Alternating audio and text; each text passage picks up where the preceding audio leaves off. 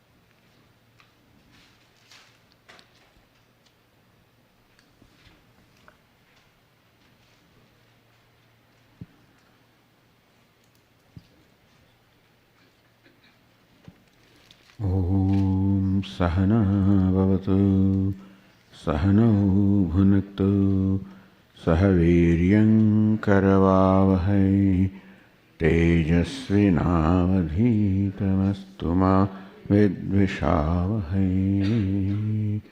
Om Shanti Shanti Shanti.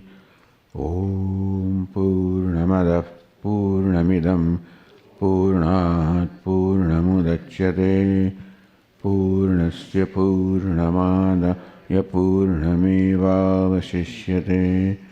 Om Shanti Shanti Shanti. Shruti Smriti Purananam Alayam Karunalayam Namami Bhagavatpadam Shankaram Lokashankaram Shankaram Shankaracharyam Keshavam Badarayanam Sutrabhashya Krutau Vande Bhagavantau Punah पुनः ईश्वरो गुरुरात्मेति मूर्तिभेदविभागिने व्योमवद्व्याप्तदेहाय दक्षिणामूर्तये नमः। श्रेयान् स्वधर्मो विगुणः परधर्मात् स्वनुष्ठितात् स्वधर्मे निधनं श्रेयः परधर्मो भयावहः।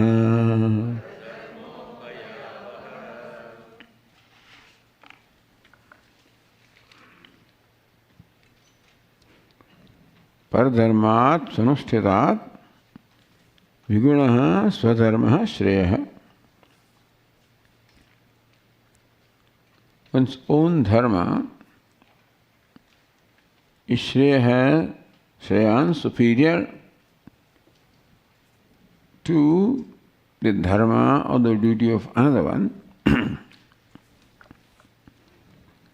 As we've been discussing in the last 2 days, this became necessary to be told to Arjuna because he is ready to give up his own dharma, which was Kshatriya dharma. He wanted to avoid the pain resulting as a consequence of performing his duty and wanted an easy way out. So avoiding pain, taking shortcuts is a usual tendency in most human beings. When a person does not realize that what he is avoiding is short-term pain, but inviting a short-term gain is getting, but inviting long-term pain, which in the state of mind that Arjuna was, he was not able to see this aspect that I'm avoiding the pain right now, not realizing that this avoidance will result in long-term pain.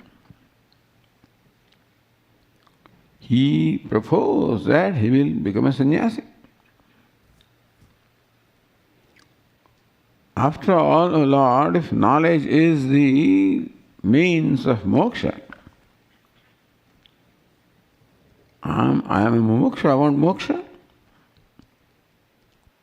And knowledge or jnanam is the means of moksha. Jnanam can be attained by meditation, by contemplation. We have to contemplate upon whatever it is that we want to know, is a general rule. A scientist also deliberates or contemplates upon what it is that he is investigating in order to understand what it is. Understanding or knowledge is the result of vichara, deliberation, contemplation. And here it is contemplation upon Ishvara, upon Brahman, upon the self. And any contemplation requires freedom from all other engagements. Scientists or anybody else who is seeking to understand something, they require the freedom from all other demands and occupations so that they can focus in what they want to do. So here also focus is required when this aspirant meditates upon, contemplates upon, deliberates upon the self. And that requires him to enjoy a leisure, freedom from all other distractions, all other demands and expectations. So He must, he has to give up all these duties which are expectations from him. Therefore, the Vedic culture permits this stage of life called sannyasa for those who are mature. Sannyasa or renunciation is primarily the life of contemplation. And that requires a frame of mind which is free from all other agenda.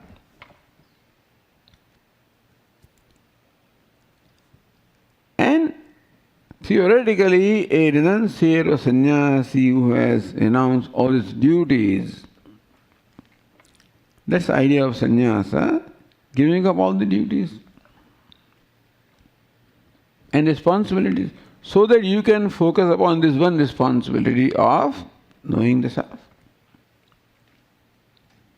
So that is why life of sannyasa or renunciation is endorsed in the Vedas. Arjuna knows that. So in a way, Arjuna is suggesting to the Lord, when he says that, I do not want to fight this battle,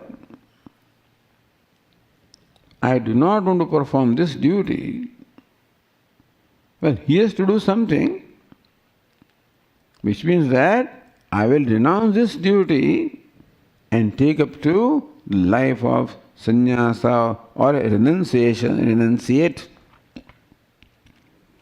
When I will meditate, I'll go to forest and meditate. This is a kind of romantic picture that Arjuna has, that many other people also have. And Lord Krishna has no problem with sannyasa or life of renunciation, meditation, contemplation.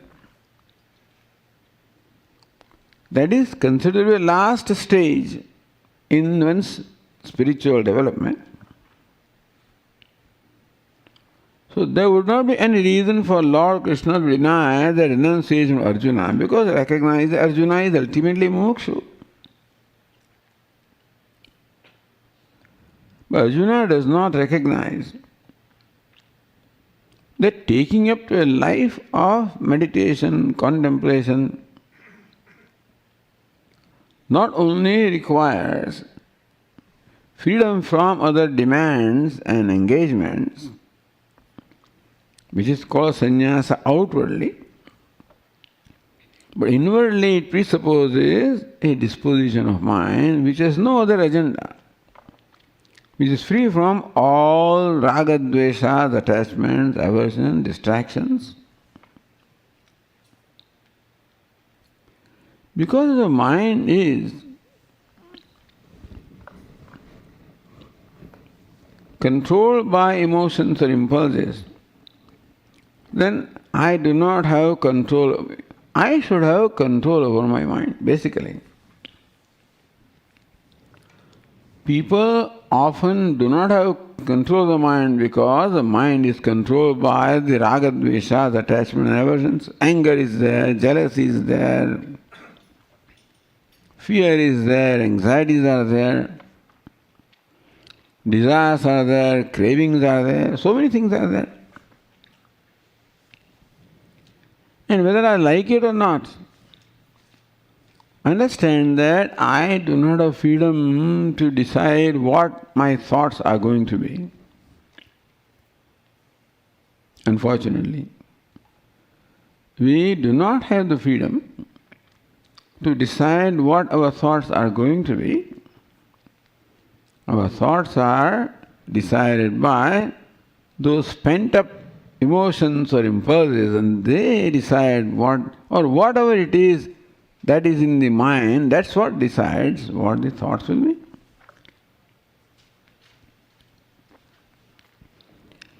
If you enjoy a sattvic mind, then automatically thoughts will be very favorable to this meditation, worship, prayer.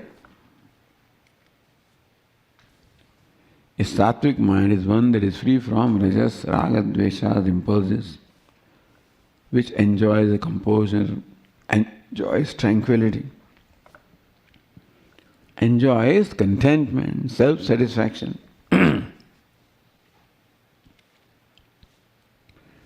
When I am content with myself, when I am satisfied with myself, then I am at peace with myself.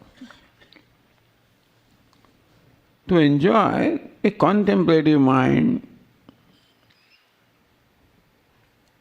a prayerful mind, worshipful mind, we need a freedom from this conflict. We need to be at peace with ourselves.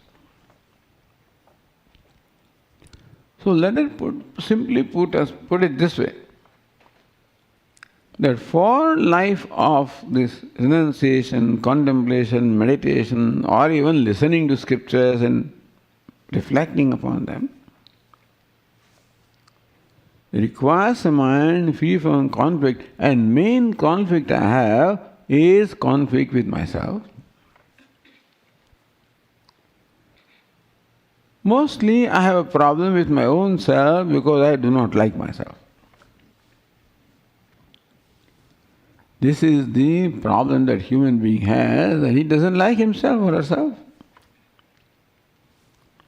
Why do I not like myself? Because I like a certain kind of self. I like a loving, kind self. I like myself when I'm kind, loving, compassionate. That's when I like myself. When I find myself angry, jealous, greedy, I don't like myself.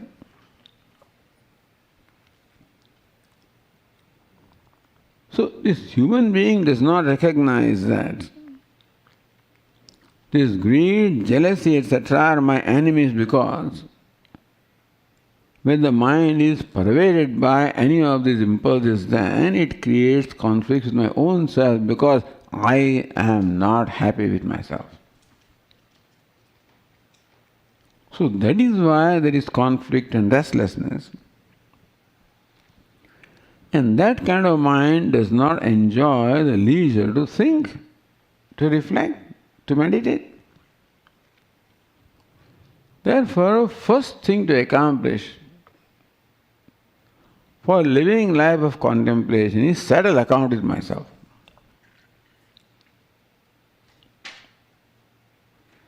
Create a condition where I am happy with myself, comfortable with myself. Because the entity that gives me most problems is my own self. And therefore, I have to discover a comfort with myself. And that will only happen when the mind is free from these impulses. There is jealousy, hatred, anger, greed. I don't like that mind. And therefore, Bhagavad Gita teaches that yes, knowledge is the goal. For that, a life of contemplation is a means. For that, sannyasa or renunciation of duty is the convenient thing, also means.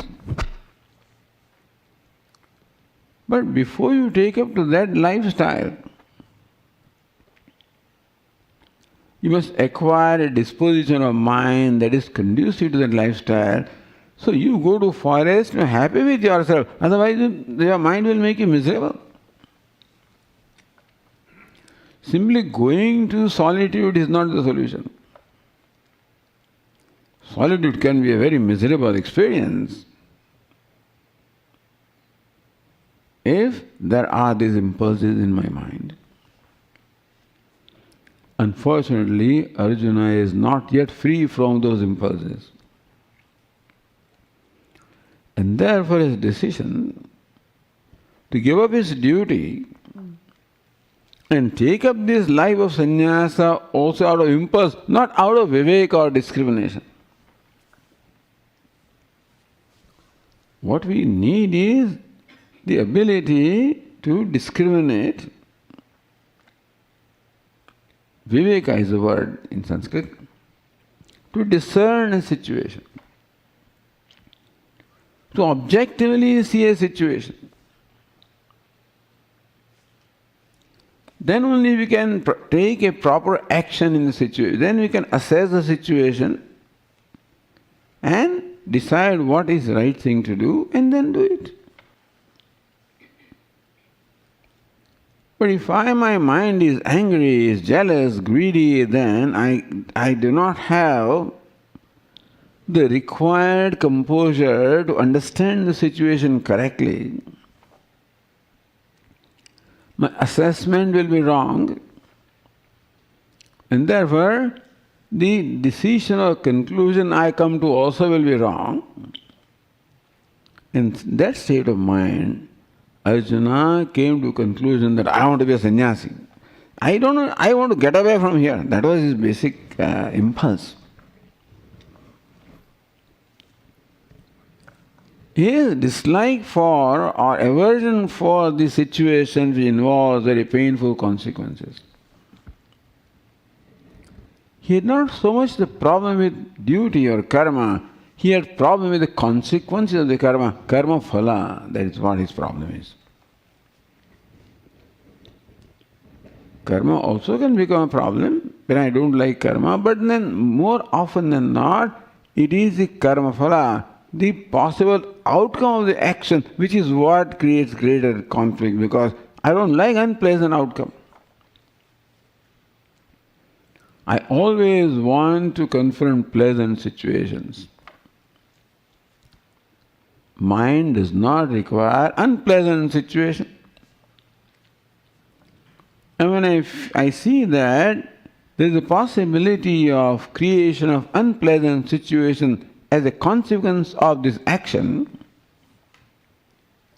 since I do not like that unpleasant consequence, therefore I do not like karma also. That creates that consequence. So that is how Arjuna had aversion for what he was required to do, perform his duty.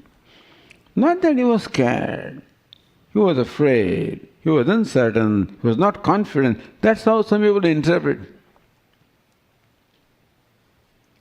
But he was not comfortable with what he was required to do because he was not comfortable with the outcome or consequence that the action will create.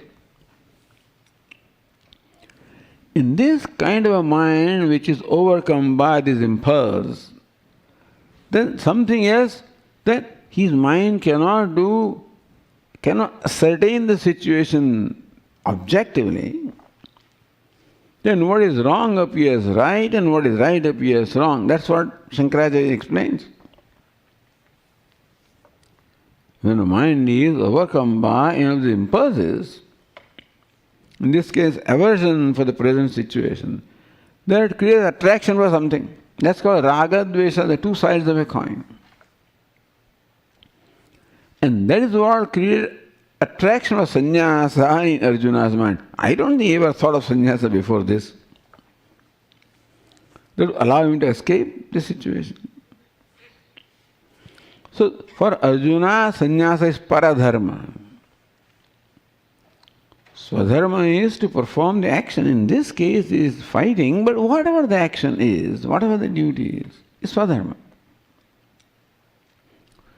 Because the desire to give up one's own duty and take up the duty of someone else arises from lack of objectivity, lack of proper assessment, arises from the impulse of attachment and aversion. That is why it is not the right decision. So Bhagavad Gita teaches that to live life properly, effectively, successfully, we should be able to make right decisions. And a decision requires a lot of information, a lot of input is required. But what is missed by people is that it also requires a certain kind of mind which is called objective mind, Vedanta would call it dispassionate mind, objective mind. Dispassionate means free from passions of anger or greed or jealousy or aversion. That's called dispassionate. Only that mind can be objective, it can assess the thing properly. Otherwise, like Arjuna's mind was not objective, therefore he assessed the situation wrongly and he arrived at the wrong judgment, wrong decision. Now if Lord Krishna says, I command and you fight this battle, Arjuna may do that, but that's not the way. Lord Krishna would not want to impose his decision upon Arjuna. Lord Krishna would want Arjuna to arrive at his own decision from his own understanding. It took a long time, 18 chapters. And then Lord Krishna gave a choice to Arjuna. Yathechasi tatha karu. May you do what you think is right. What you think is right. Because if Arjuna does what Lord Krishna wants him to do, that will not go far. We are told by our parents and teachers, speak truth. Don't hurt others. But that is what I am told, and how far will it go? As long as speaking truth is convenient. When speaking truth or being honest becomes inconvenient, when it requires me sacrificing something very dear to me, which may be my money, my position, my name, fame, etc., which are very dear to me, then a conflict arises. Therefore, it must be my decision. I must know value of values. Not only should we know the value, the duty is a value, doing the right thing is a value. But that should become my value, that doing right thing is beneficial to me. Something becomes my value when I find it beneficial. Even though doing what is right is painful,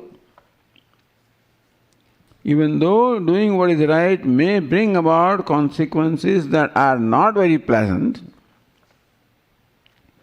even then doing right is beneficial to me. It may not be beneficial in terms of the worldly terms of name and fame, but it's beneficial in terms of my happiness, my freedom, my self-growth. Because unfortunately, human being equates happiness with this worldly accomplishment, the way it goes for them. He does not require that happiness is altogether a different thing. Meaning that worldly achievements are not to be equated to happiness. Happiness is subjective. Those things are objective. Because of this wrong conclusion, human being makes wrong decisions. If those right understanding that happiness is subjective, a state of my mind, has no connection with anything outside. A person can be very happy in spite of having nothing in terms of the worldly possessions are concerned. That doesn't mean that one without worldly possession is happy. That's not the point. There's nothing against worldly possession, but the point is that they need not be equated. And therefore, when we say that performing my duty, doing what is right is beneficial, it means that it creates a state of mind where I feel happy. And we should recognize that we do not want things for the sake of things. We don't want money or wealth or name and fame for the sake of wealth or name and fame. We want them for happiness, is not so. Who will want $1 million knowing that here is Swami, here is a bag containing $1 million, take it. But I must warn you, it is stolen money and police is after that, take it. I don't know, touch it.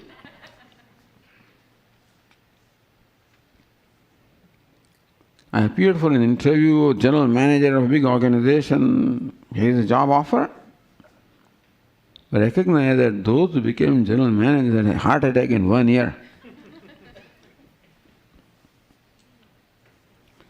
I don't want things for the sake of those things, I want them for happiness. And here is a choice now between happiness and the worldly achievement. If it is that is, then a thinking or discriminative person will choose happiness. Because that is what is the only desire behind all desires. Shreyan swadharmo vigunaha, your dharma may be inefficient, meaning that may not be pleasant. In case of Arjuna, his dharma or fighting battle is very painful. That is what is meant by viguna. Viguna means a devoid of efficiency, devoid of virtue, devoid of glamour, let us say. And sannyasa, dharma from distance looks very comfortable. No worries, no anxieties, no demands. Because we think that worries and anxieties are created by the word, by the action. They create they don't create worries and anxieties.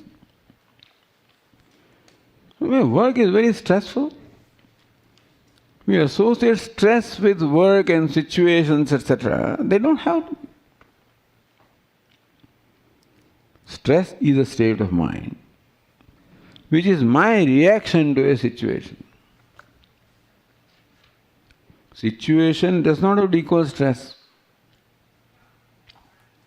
It is my response to a situation which is what brings about stress.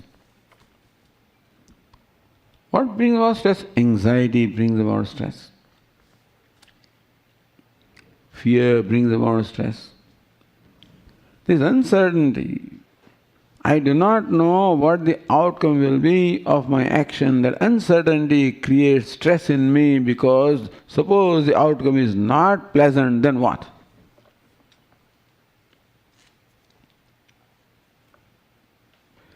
Therefore Lord Krishna says, hey, you stop bothering about outcome. Before performing action, when outcome becomes important, then there is going to be stress. Lord Krishna says, do not think about outcome, do not worry about outcome, think about what you have to do. And think about how you can enjoy what you have to do. This duty is a word which looks like something is imposed upon us. Duty. Something I have to do, I am required, I am compelled to do. That word duty is obligatory duty. I am obliged to do. That kind of an attitude towards action that, this is my prarabdha, Swamiji. That's not the way to treat an action. Lord Krishna says, action is a very valuable gift given to you. Do not judge the action on the basis of the outcome that action will bring. Judge the action for the opportunity that it gives you to make a contribution. Make it a creative thing, make it an opportunity to offer, to contribute. Lord Krishna says, what is meant by swadharma or karma is when my happiness comes from karma rather than from karma phala. Unfortunately, human being always looks at thinks of outcome and how outcome will make me happy. The karma is something to be finished off so that I can get. I have the children also, they finish off the food so that they get the dessert.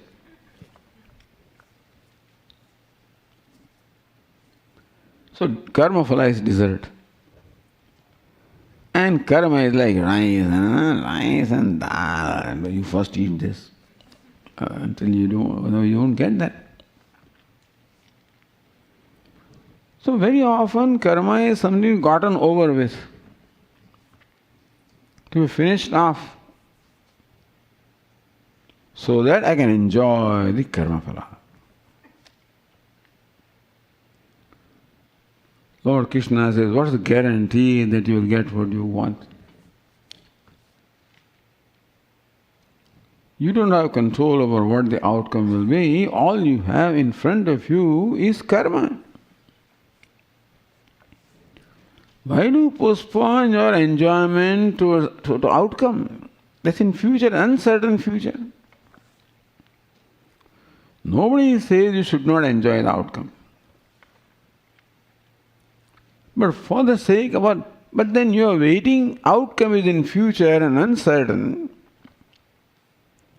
And in the anxiety of that outcome, you are overlooking the opportunity of the happiness that you can get from karma. Understand, karma also can give you happiness. What Swami happiness? Every day, same stuff, same cooking, same washing, same cleaning, same assembly, same computer. It's monotonous work. There are a few who enjoy their work, there are very many who just get over with it. Lord Krishna says that you have to learn to enjoy the work. If the outcome can become enjoyable, then the effort also can become enjoyable. And therefore, whatever effort you do, whether it is cleaning, washing, cooking,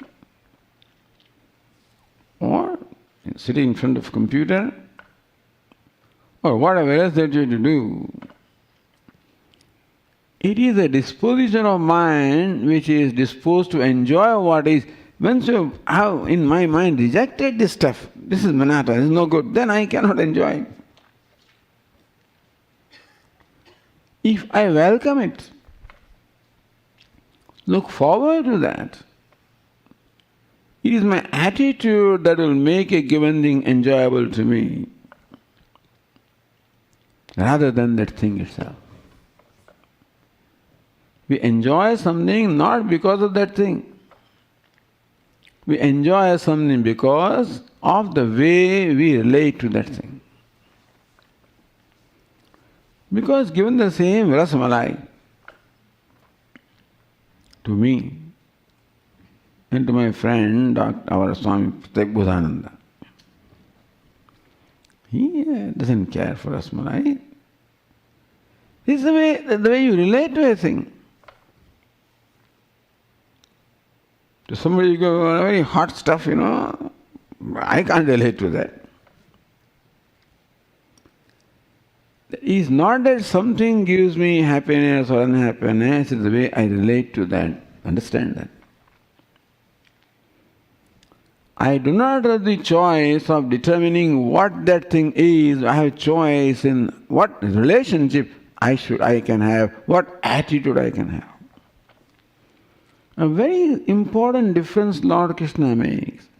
That understand that it is not something that gives you happiness, it's the way you relate to that that gives you happiness. If your mind is welcoming, then that becomes the source of happiness. If your mind is not welcoming, regardless of what it is, you cannot enjoy it. So when you perform the action, this duty, welcome it. Tatkim Arjuna says, this ghora karma, this heinous action, how can I enjoy it? You already branded it. This ghora karma, heinous action, good action, bad action, why do you say that? Why do you brand an action as good and bad? As superior and inferior? Action is action. An action is your opportunity to contribute to the scheme of things. You are a part of a scheme. We said this yesterday. And you are a part of a universal scheme. You can have as broad a vision as is possible. And look upon a little thing also as a contribution to the universal thing. Because our Swami used to say that the world will be incomplete without you. Whether you're a sweeper or you are digging the ditches, whatever you are, this creation would be incomplete without you. Otherwise you would not be there.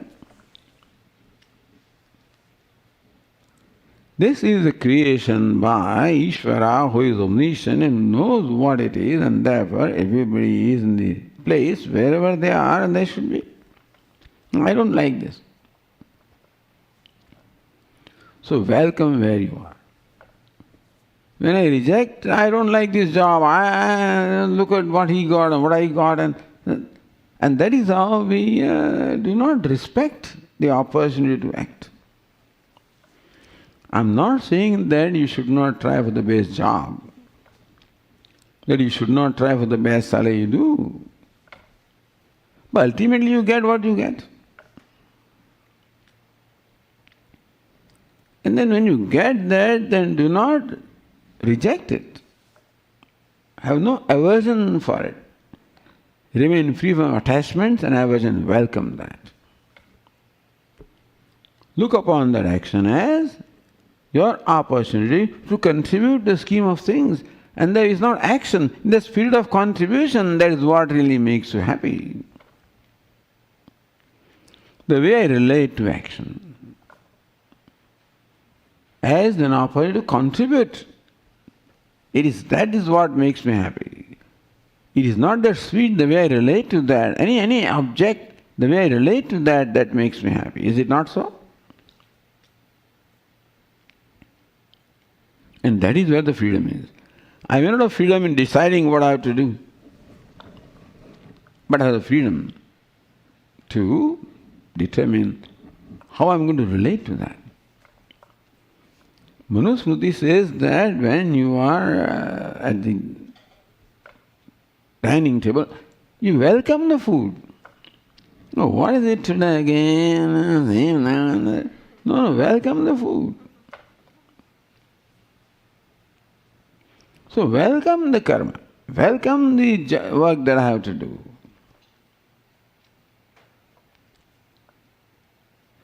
In that case, whatever karma is there will become a source of satisfaction. The reason why Arjuna wants to take up the paradharma, dharma of someone else like sannyasa, is because he does not know how to relate to what is in front of him. Already he has decided it's no good. Lord Krishna says, what makes you decide that? Is ghor karma, it is killing my near and dear ones. It's not killing your near and dear ones, it's performing your duty. It's something that you are assigned, something that is given to you. You have not created this. That also is a task.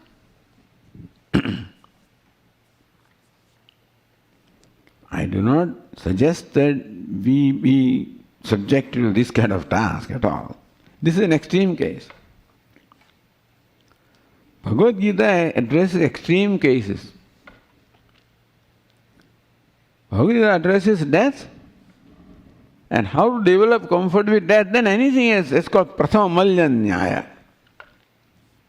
You fight with the world champion. You only defeat one person. So the situation of Arjuna is extremely difficult. If that can be handled, anything else can be handled. Death is the most difficult situation. If that can be handled, that's why Lord Krishna takes up death as for discussion.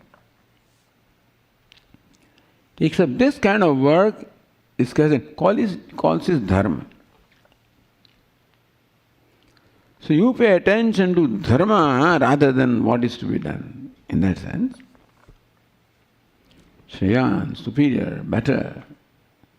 Because that is the means of your happiness, of your freedom, of your self-growth, means of attaining the goal that you are seeking in life. How a simple action of anybody also can become, it is for me to make it a means of my ultimate goal, of unconditional happiness. Happiness that you get from karma is unconditional. Happiness you get from karma phala is conditional happiness. But you get from karma because you are not determining the karma. That's the training in enjoying unconditional happiness.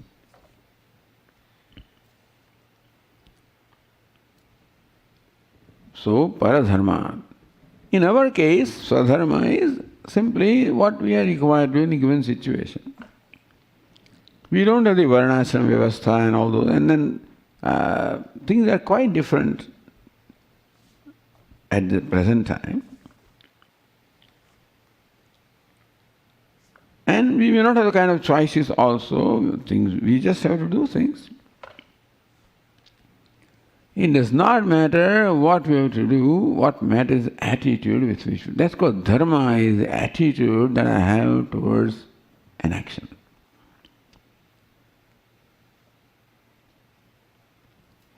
That I look upon that as an opportunity to contribute.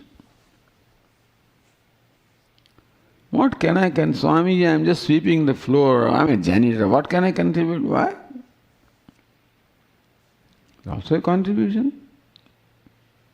You make this place clean so that people have a clean place to walk on.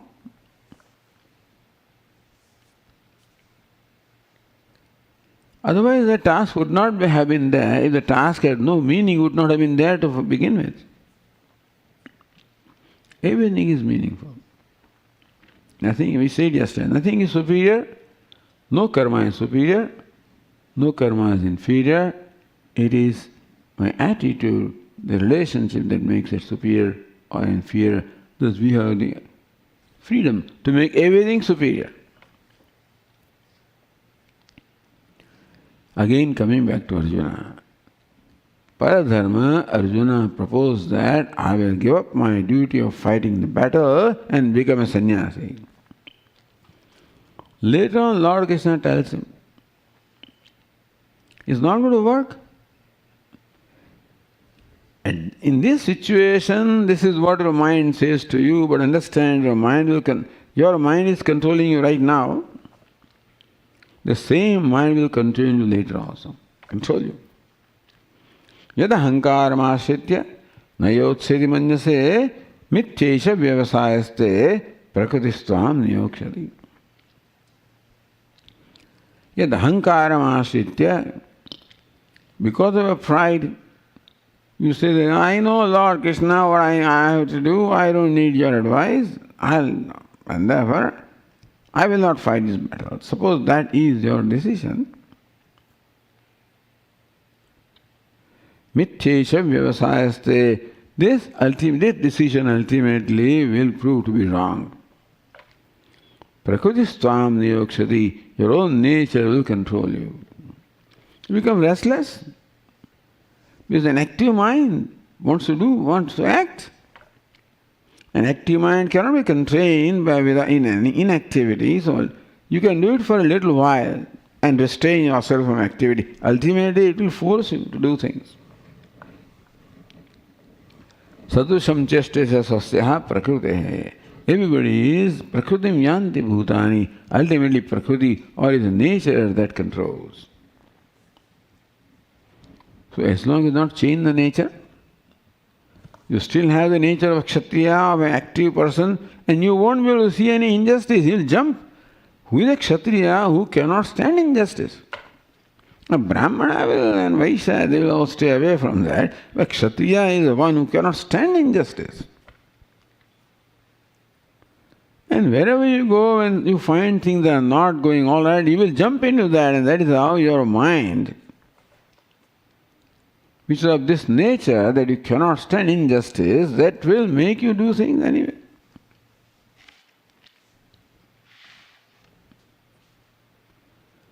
So your decision of not performing action will only prove to be wrong in course of time.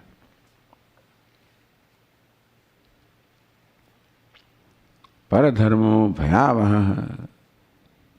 You take up paradharma, the dharma of another one, it will make you most uncomfortable.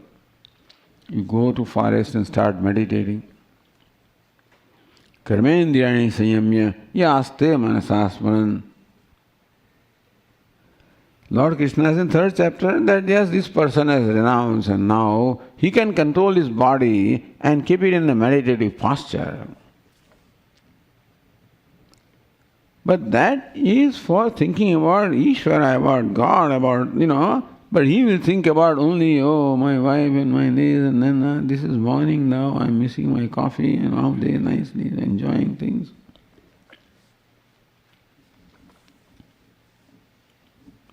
Indriyarthan vimvaratma mityachara. Instead of Bhagavan, he will think about all the objects and things, ragadvegas. So merely retiring, merely even restraining your body and closing the eyes doesn't mean meditation. It requires a mind that enjoys that poise and tranquility. You first make that mind and then do meditation. Don't think that you can meditate because you want to meditate. Your mind should be available to you. And that's what the karma will do. This attitude of doing what is right, not what is convenient. And it's all easier said than done, by the way. These things are not, I said yesterday, it's a tall order to do what is right. Because many conflicts arise in the mind In doing what is right, I have to let go of many things. I will let go of my comfort. So that is why Swadharme Nidhanam, in case of Arjuna, it may involve death, but in our case it may involve pain of having to let go of something that we like. For doing what is right, often it becomes necessary to give up the benefit of doing what I like, doing what is right and doing what I like. I like to do something because doing that brings about some benefits. What is right requires me to let go of what I like and therefore let go of the benefits of what I like also brings. So doing what is right, being honest, being truthful, being fair, these are not easy things. Following values, nobody says it is easy. It is painful. Because a life of value, the discipline will require me to be ready to let go of things that I am attached to, which I think are helpful to me, which are not actually. So the attachments have to be given up. Then only I can do something that is right. It is painful. Swadharme nidhanam shreyaha, in doing what is right, putting up with pain is better in doing what is right, rather than seeking comfort of what is convenient, because that comes paradharma bhayavaha. Giving up what is right, giving up the values and taking a convenient path, taking an easy path may bring about a short-term gain. Bhayava, fraught with fear, it will bring about a long-term pain. There are two choices, short-term pain, long-term gain, short-term gain, long-term pain. Bhayava, fraught with fear, meaning that right now you think that you escape the pain, but it will chase you. You cannot escape pain in life. It's better that you choose rather than pain choosing you. Then may come at a very inconvenient time, in inconvenient manner. Because human life cannot be without pain. Pain coming from having to give up what I like, that pain. And again, for performing duties, doing what is right, we are required to give up what we like. Swadharme, that pain, Nidhanam means death in case of Arjuna. Pain in our case is better than doing something which appears very convenient but which will bring about a lot of pain in long term.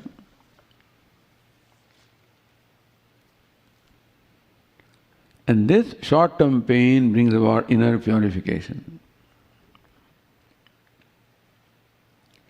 It is like purifying gold in fire. The gold has to be subjected to heat.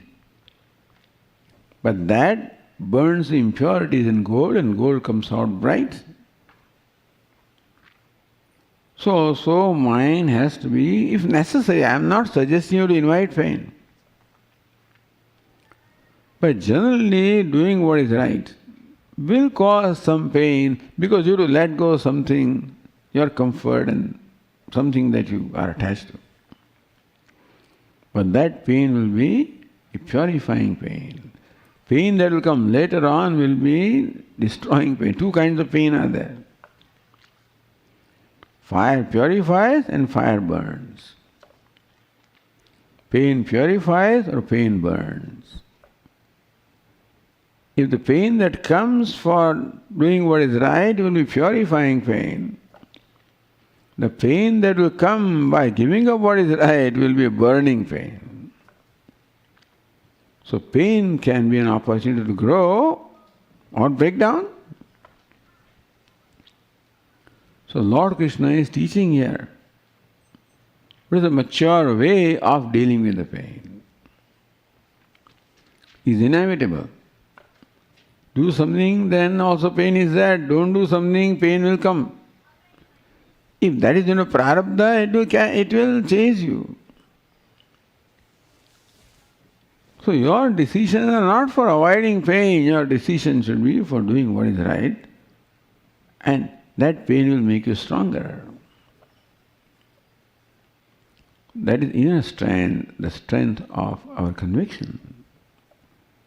I grow in my strength of conviction because I showed the courage to do what is right. That always requires courage. God give me courage to change what I can. Give me serenity to accept gracefully what I cannot change, that karma.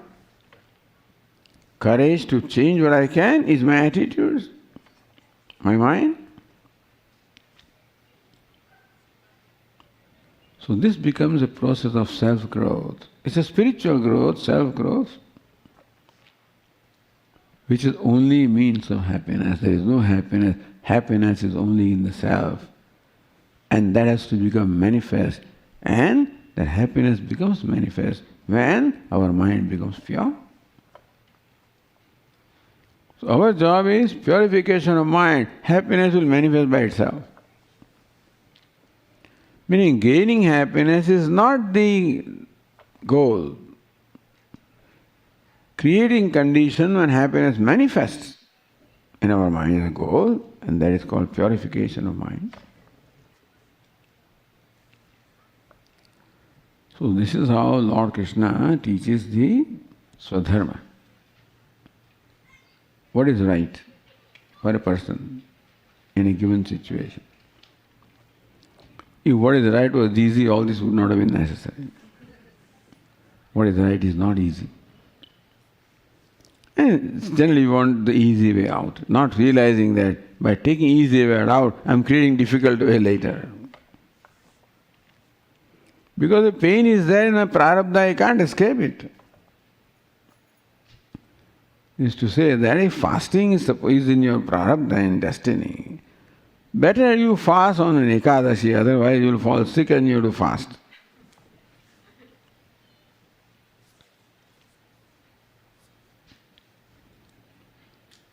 And so righteous pain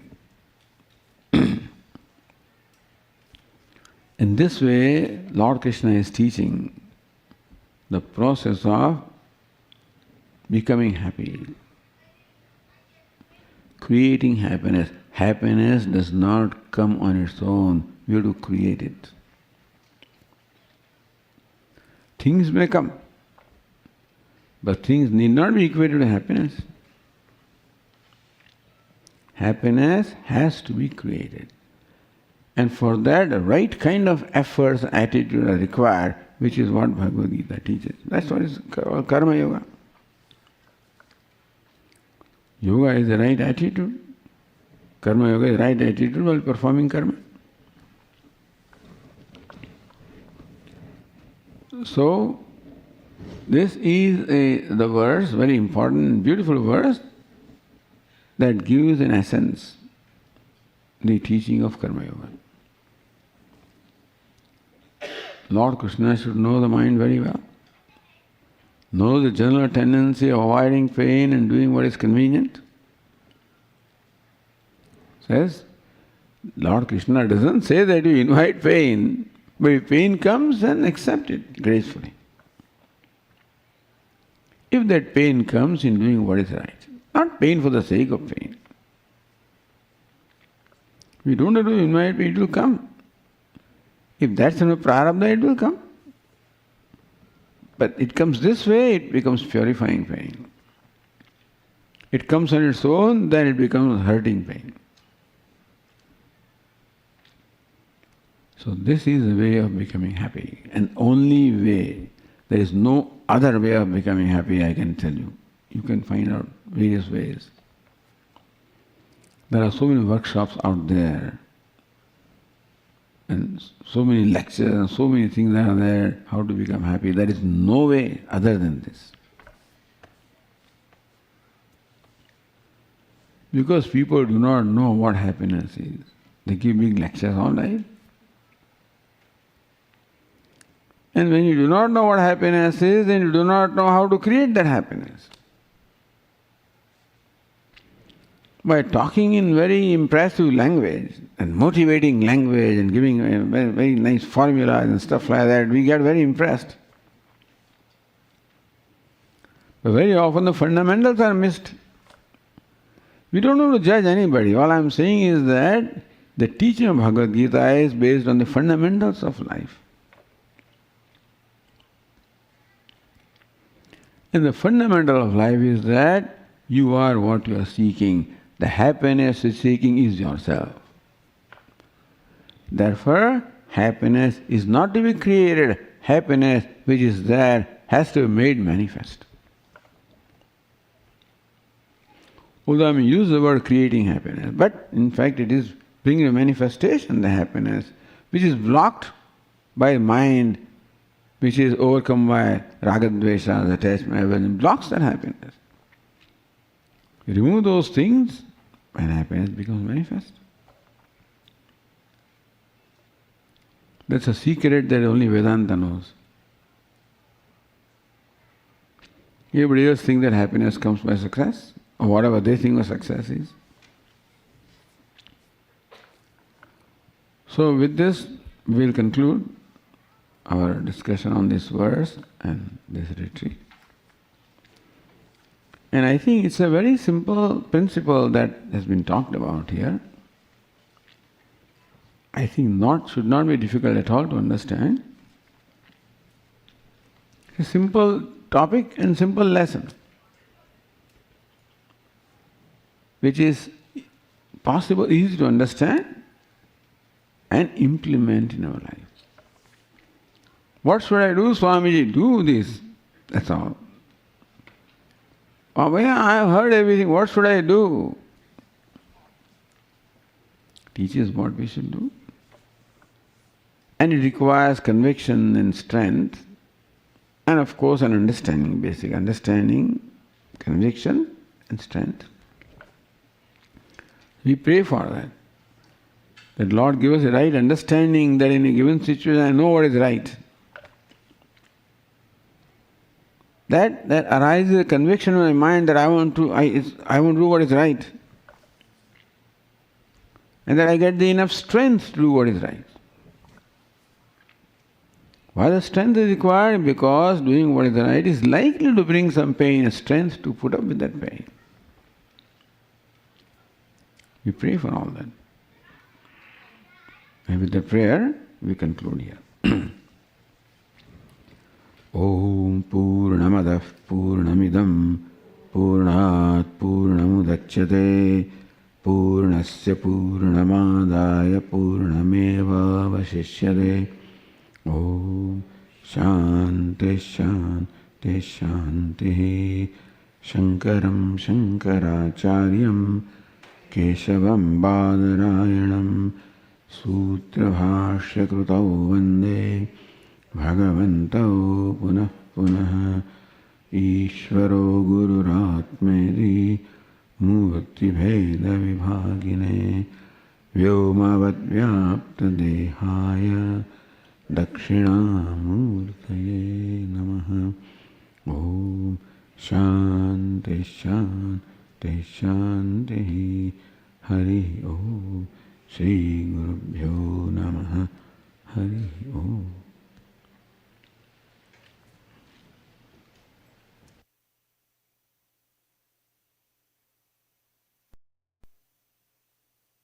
You'll get the prasad and then go for lunch.